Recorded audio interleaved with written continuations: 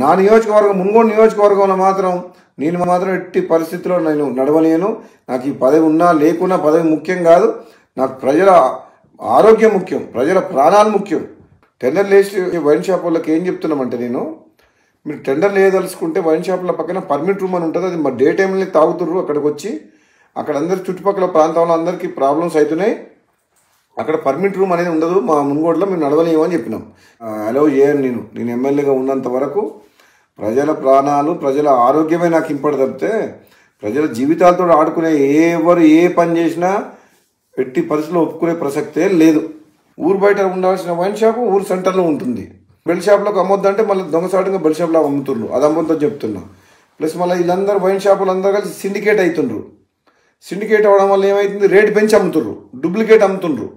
వేరే మండలాలు, వేరే నియోజకవర్గాలు, వేరే జిల్లా వాళ్ళు ఇక్కడ పార్టిసిపేట్ చేయొద్దు. ఇప్పుడు వైన్ షాప్ లొకేషన్స్ కూడా తప్పున్నాయి.